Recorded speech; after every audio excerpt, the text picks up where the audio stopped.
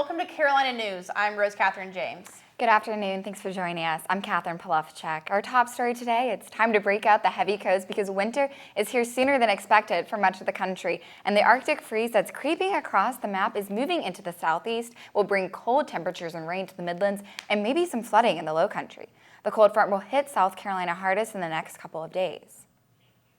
Well, lucky for us, it doesn't seem like we'll be getting any kind of snow here. And it may just be me, but I thought that it's been getting pretty cold these past couple of days. Yeah, it has, and I'm not excited for tomorrow, but there might be bigger issues than the below freezing temperatures for part of South Carolina. Our own Mike Rogers is live outside the Kennedy greenhouse to tell us what we can expect and how the cold front will affect the coast.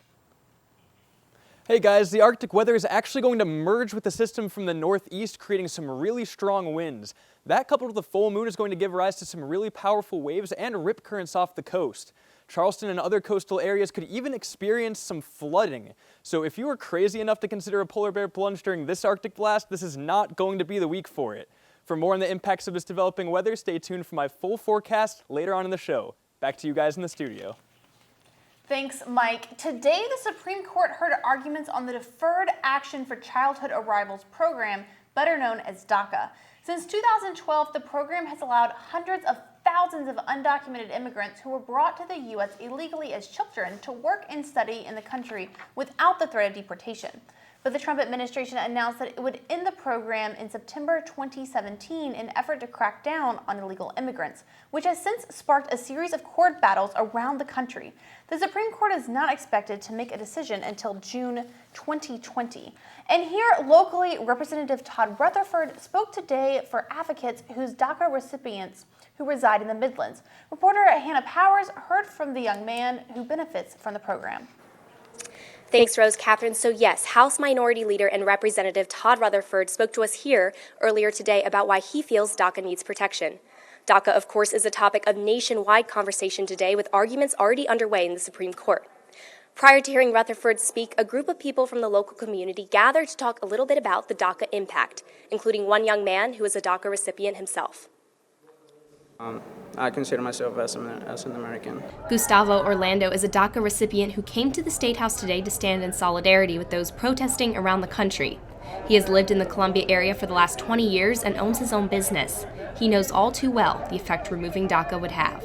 If the DACA program were to be removed, then it would affect not just me, but everybody else who has business owners and homeowners. South Carolina State House Minority Leader Todd Rutherford said that other politicians are using DACA recipients as political footballs and not thinking about the positive impacts they have on local communities. We need to stop acting like they're a football and treating them like the people that they are. People that have only known America, people that, again, because they're dreamers, they could not have committed a crime. If they did, they couldn't be a part of that. These are not the immigrants that other people look at and look down their nose at and point their fingers at. These are people that have done what they're supposed to do, and America needs to reward them. Representative Rutherford has said that he's going to continue to speak and advocate on this issue in the coming months. Now, at the national level, President Trump is saying that Obama had no legal right to sign this order in the first place back in 2012. Regardless of the outcome, in the coming weeks and months, the Supreme Court will decide the fates and futures of roughly 700,000 people. Live inside the State House for Carolina News, I'm Hannah Powers. Back to South Carolina Highway Patrol is investigating a fatal two-vehicle crash that happened Monday night. Neither of the drivers were wearing seatbelts and both were injured. They were transported to Prisma Health Richland, where one of the drivers was pronounced dead. The accident happened at around 8:30. Hearings began today to determine if the Townville shooter should spend the rest of his life in prison. 17-year-old Jesse Osborne pleaded guilty to killing his father and a first grader in September 2016. Authorities say he shot his father, then drove to a nearby elementary school and shot 3 students outside the school. Osborne, who was 14 at the time of the shootings, was tried as an adult. He faces 30 years to life without parole. A third arrest has been made in the deadly Newberry County shooting that happened late last month. Officials say 20-year-old Ladarius Graham was arrested Monday for attempted murder after turning himself in. According to investigators, Graham fired multiple rounds at the shooting at the Hartford Community Center. This investigation is still ongoing. 6 charges have been filed against the man who is at the center of an ongoing human trafficking case in Florence. Jackson Roger Pope faces 4 new charges of second-degree criminal assault conduct with a minor aged 11 to 14 and 2 new trafficking charges. This is in addition to the charges that Pope already faces, including a prostitution of a minor and kidnapping. The Lambda Chi Alpha fraternity at the University of South Carolina has been suspended for 4 years following conduct violations. The suspension is supported by the organization's national office and follows a USC investigation that uncovered hazing. The chapter will not be allowed to return to campus until at least August 2023, according to a statement from the university. 2 months after entering the race, former South Carolina Governor Mark Sanford has announced he is dropping out of the GOP presidential primary. Sanford's campaign was based on settling the national debt, but failed to gain traction among Republican voters. 2 other Republicans, Joe Walsh of Illinois and former Massachusetts Governor Bill Weld, remain in the race to challenge Trump's re-election. According to a recent Wallet Hub study, South Carolina ranks 44th in how teacher-friendly it is. Today, the What Works South Carolina organization is celebrating state efforts to improve this issue. Summer Hector has the story. The 9th annual What Works South Carolina presentation was held today at the Columbia Convention Center. People working in education from around the state gathered to celebrate finalists for successful public education efforts. They are awarded by the Riley Institute at Furman University, founded by former South Carolina Governor and U.S. Secretary of Education Dick Riley and his late wife Tunky. These finalists are being recognized for their efforts to improve South Carolina's public education system. Recruiting and retaining highly effective teachers, to me, is one of the greatest challenges in our state right now.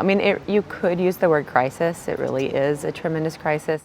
According to a recent study from the Winthrop University Center for Educators, about 5,300 teachers left the state last year. But today at the What Works Education Awards, they are highlighting what public educators are doing well around the state. Cindy Van Buren is a finalist being celebrated today for her work with the Carolina Teacher Induction Program, or TIP. One of the main reasons teachers leave the profession is a lack of support. So the Carolina Teacher Induction Program gives them in-class coaching and the support they need for 3 years so that we can retain them to the profession. She said in this program's first 2 years, they have a 100% teacher retention rate. We're 100% focused on the needs of the teacher. While the Carolina TIP program cares about student achievement, Van Buren says their mission is to retain teachers because an effective teacher leads to increased student achievement. For Carolina News, I'm Summer Hector. The Riley Institute believes if you put a quality teacher in every classroom, anything is possible. They plan to continue making this happen in South Carolina to make this a better state for educators. Coming up next on Carolina News, we have some tips to get you in the holiday spirit, and the state Christmas tree is ready for some decorations. We'll tell you more next. Welcome back to Carolina News. Well, despite the rain, the official South Carolina Christmas tree has arrived at the State House. This morning, the 35-foot-tall concolor fir was delivered all the way from Maryland. Later this week, 900 ornaments and over 10,000 lights will be strung onto the tree. Oh, we're so excited. It means the beginning of the holiday season here in the Midlands. I have grandchildren. We love Christmas.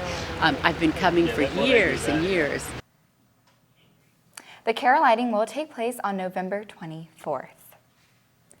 Well, the 150th anniversary celebration of the State Fair continues with some holiday celebrations of its own. Fair management plans to display a drive-through holiday light show for the upcoming season. Carolina Lights will feature more than 100 LED light displays on the route through the fairgrounds. You can see the lights starting December 7th through the 28th from 6 to 9 p.m.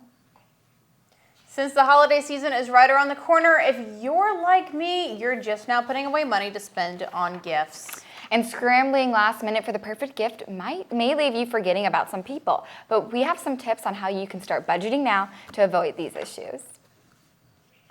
Spending sprees and holiday sales make it easy to go over budget this season. But financial experts say there are easy ways to rein in your spending. Knowing right now how much you're going to spend for the next 2 months and really setting limits for yourself. That's tip number 1. Make a budget and stick to it. Experts say once you assign a distinct dollar amount, get more specific and list who will be on your gift list and be realistic about how much you'll spend for each person. If you do that, not only do you end the year feeling better about your finances, but it also sparks creativity. So the gifts you end up giving tend to be better. Tip number 2, start early and shop with a plan. This gives you time to find quality used items or make your own gifts. That's enough time to really make a plan and say, this is what we have, and now let's go start looking at creative gifts now, not 3 days before Christmas. And number 3, get the family involved. What if you brought your family into it and said, look, this is the amount of money we have. We can certainly spend it on the next best gift for you, but we also would love to give as a family. What do you think about that? And remember, spending less doesn't make those gifts any less meaningful. For Consumer Watch, I'm Mary Maloney. Well, you know, I really hope that those tips work for me this year because I cannot afford to overspend.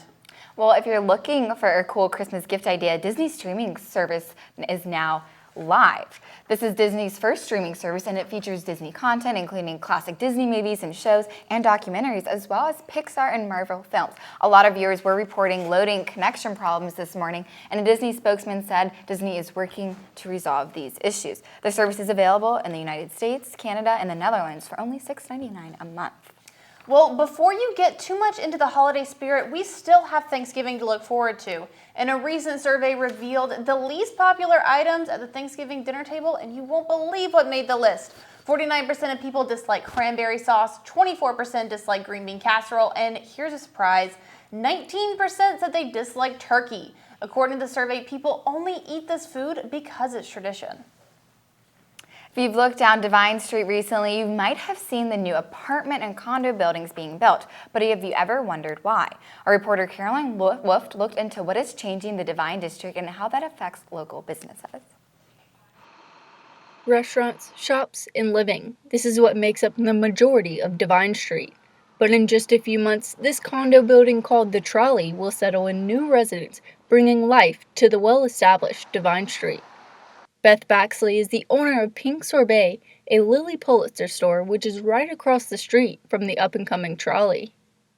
We are over the moon about these apartments coming. In fact, my daughter wants me to actually look at one, and we've got friends that are moving there. It's not just going to be for grad students. It's going to be a mixed population, which I'm excited about. We'll definitely go take a tour and look at them, but we're just excited because it just brings not only more people to the street, but more energy, and it'll just bring better things, newer things to Divine Street, more restaurants, more shops. It's already great, but everything can be always a little better.